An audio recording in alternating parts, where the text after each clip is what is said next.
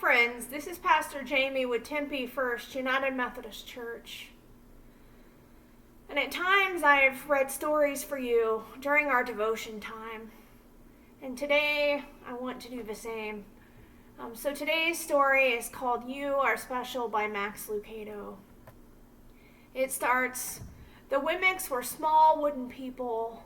All of the wooden people were carved by a woodworker named Eli. His workshop sat on a hill overlooking their village.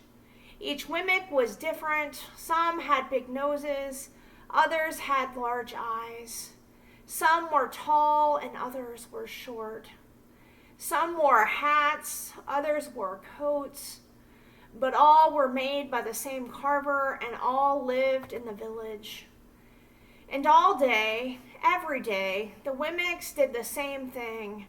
They gave each other stickers.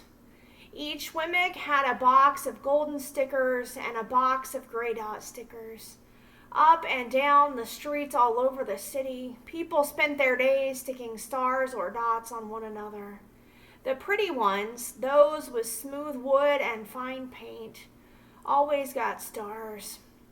But if the wood was rough or the paint was chipped, the Wimmicks gave dots. The talented ones got stars, too. Some could lift big sticks high above their heads or jump over tall boxes. Still others knew big words or could sing pretty songs. Everyone gave them stars. Some Wimmicks had stars all over them. Every time they got a star, it made them feel so good. It made them want to do something else and get another star. Others, though, could do little, and they got dots. Punchinello was one of these. He tried to jump high like the others, but he always fell. And when he fell, the others would gather around and give him dots.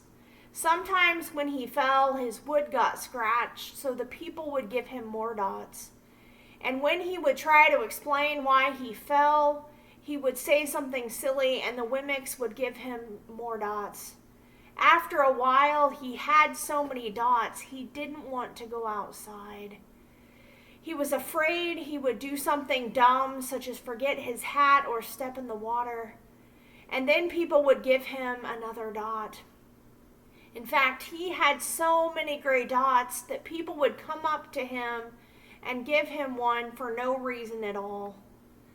He deserves a lot of dots, the wooden people would agree with one another. He's not a good wooden person. After a while, Punchinello believed them. I'm not a good Wimmick, he would say.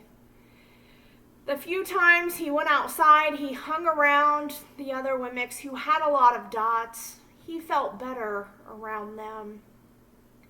One day he met a Wimmick who was unlike any he had ever met. She had no dots or no stars. She was just wooden. Her name was Lucia. It wasn't that people didn't try to give her stickers. It was just that the stickers didn't stick. Some of the Wimmicks admired Lucia for having no dots, so they would run up to her and give her a star. But it would fall off. Others would look down on her for having no stars, so they gave her a dot. But it wouldn't stay either. That's the way I want it to be, thought Punchinello. I don't want anyone's marks. So he asked the stickerless Wimmick how she did it. It's easy, Lucia replied. Every day I go see Eli. Eli? Yes, Eli, the wood carver. I sit in the workshop with him. Why? Why don't you find out for yourself? Go up the hill, he's there. And with that, the Wimmick who had no stickers turned and skipped away. But will he want to see me? Punchinello cried out. Lucia did not hear. So Punchinello went home. He sat near a window and watched the wooden people as they scurried around, giving each other stars and dots. It's not right, he muttered to himself. And he decided to go see Eli. He walked up the narrow path to the top of the hill and stepped into the big shop. His wooden eyes widened at the size of everything. The stool was as tall as he was. He had to stretch on his tiptoes to see the top of the workbench. A hammer was as long as his arm. Punchinello swallowed hard. "I'm not staying here," and he turned around to leave. Then he heard his name. "Punchinello?" The voice was deep and strong. Punchinello stopped. "Punchinello, how good to see you. Come and let me have a look at you." Punchinello turned slowly and looked at the large bearded craftsman. "You know my name?" the little mimic asked. "Of course I do. I made you." Eli stooped down, picked him up, and set him on the bench. The maker spoke thoughtfully as he looked at the little gray dots. "Looks like you've been given some bad marks." "I didn't mean to, Eli. I tried really hard." "Oh, you don't have to defend yourself to me, child. I don't care what other mimics think." "You don't?" "No, and you shouldn't either. Who are they to give stars or dots? They are mimics just like you. What they think doesn't matter, Punchinello. All that matters is what I think, and I think you're pretty special." Punchinello laughed. "Me? Special? Why? I can't walk fast. I can't jump. My paint is peeling. Why do I matter to you?"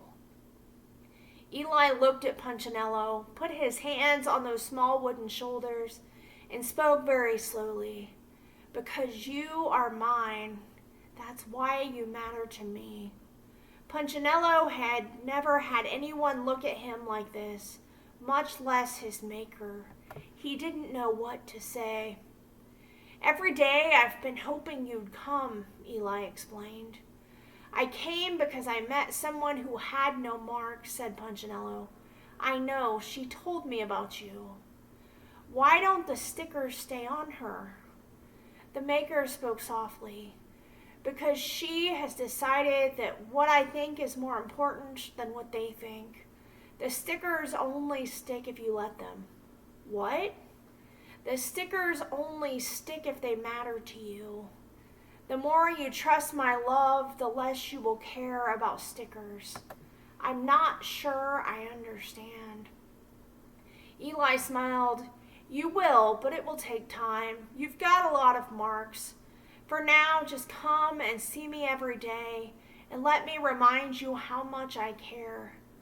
Eli lifted Punchinello off the bench and set him on the ground. "Remember," Eli said as the mimic walked out the door, "you are special because I made you, and I don't make mistakes." Punchinello did not stop, but in his heart he thought, "I think he really means it." And when he did, a dot fell to the ground. I hope you've enjoyed our story. Many of us are carrying around gray dots or gold stars.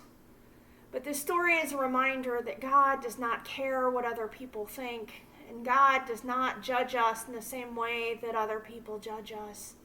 God thinks we are special because God created us. And I love the reminder that we don't have to carry around those pesky little stickers any longer. And I look forward to next time together, and I will be sharing with you the sequel to this book. So until then, stay safe and stay healthy.